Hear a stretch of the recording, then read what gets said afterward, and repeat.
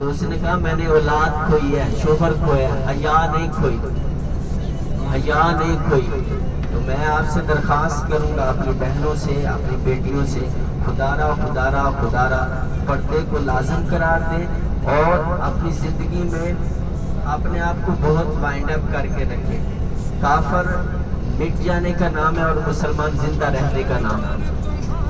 مسلمانوں کے لیے حضور قیامت کے دن آگے آگے نا ہمارے آگے آگے خوشخبری دیں گے، کہیں گے تم فکر نہ کرو، آ جاؤ میں تمہیں بخشواتا ہوں، میں تمہاری سفارش، آ جاؤ پیچھے پیچھے۔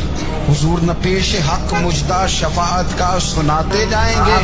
یقین کریں بریلی کے امام کو بھی بڑا ہی رنگ آتا ہے بیان کرنے کا، کہنے لگے آپ روتے جائیں گے۔ اللہ کو منانا ہے نا حضور نے، یہ کہتے ہیں پیش حق مجدہ شفاعت کا سناتے جائیں گے۔ صحابہ فرماتے ہیں کہ ہم نے کبھی بھی سیدہ زہرا پاک کو ان کا ایک بال تک نہیں دیکھا، ان کا ایک بال ننگا ہوا تھا تو سورج حیا کرتا تھا۔ حضور صلی اللہ علیہ وآلہ وسلم کی بارگاہ میں جناب زہرا پاک جب آتی تو حضور اٹھ کے کھڑے ہو جاتے، اپنی بیٹی کا اتنا حیا کرتے۔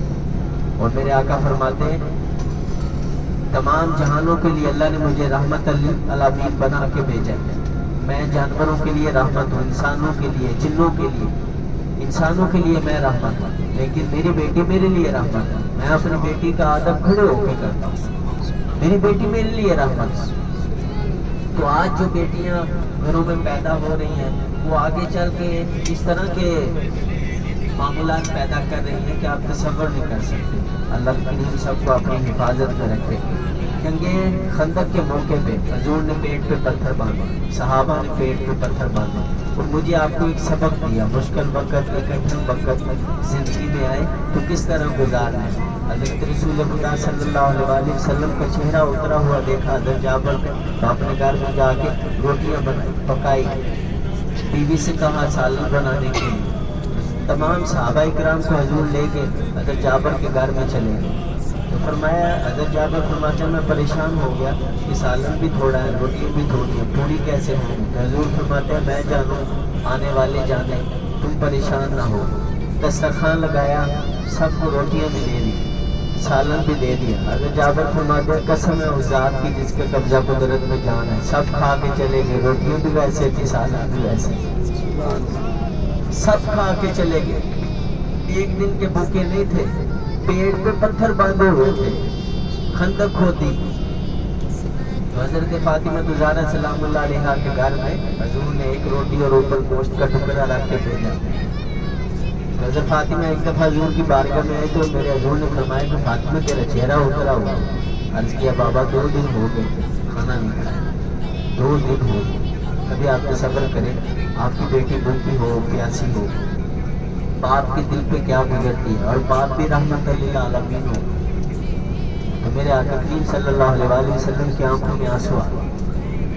فرمایا بیٹا تم نے 2 دن سے کھانا نہیں کھایا، اپنے باپ محمد کی طرف دیکھو، مجھے 3 دن ہو گئے میں نے کھانا نہیں کھایا۔ میرے حضور کو شیب ابی طالب رکھا گیا، آج تو کھانے میں ایک ایٹم کم ہو تو حاجی کے چہرے پہ 12 بج جاتے ہیں، وہ کہتے ہیں کہ ٹور والا کر کیا رہا ہے، ہمیں دے کیا رہا ہے، پیسے دیے ہیں اللہ واسطے نہیں آئے، جو منہ میں آتا بول دیتے ہیں۔ حرم کی زمین اور قدم رکھ کے چلنا، اے پائے نظر ہوش میں ابوئے نبی ہے، آنکھوں سے یہاں چلنا بھی بے ادبی ہے۔ میں تو ڈرتا ہوں یہ باتیں کرتے ہوئے، میں کہتا ہوں عمرہ کرنا بہت آسان ہے، عمرہ کرنا بہت آسان ہے، قسم با خدا بہت آسان ہے، پیسے تو عمرہ کر لو، کر کے بچانا مشکل ہے، کر کے سنبھالنا مشکل ہے۔ 5 منٹ میں نماز ہو جاتی ہے لیکن پڑھی ہوئی نماز کو بچانا مشکل ہو گیا۔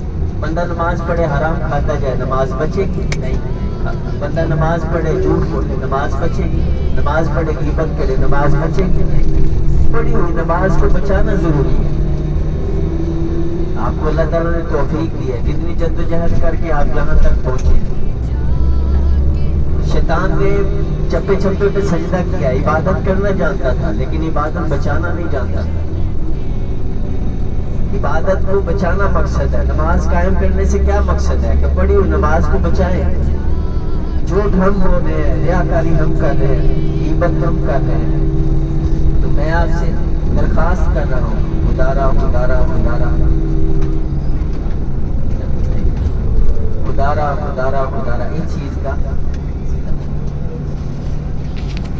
اس چیز کا خیال رکھیں، اور جتنے آپ جتنی محنت مشقت سے یہاں تک پہنچے ہیں، جتنی محنت مشقت کر کے آپ یہاں تک پہنچے ہیں، مال لگا کے محنت اپنا ٹائم سے اسپینڈ کر کے زیادہ سے زیادہ حرم میں وقت گزاریں. اللہ آپ کو جزائے خیر عطا فرمائے.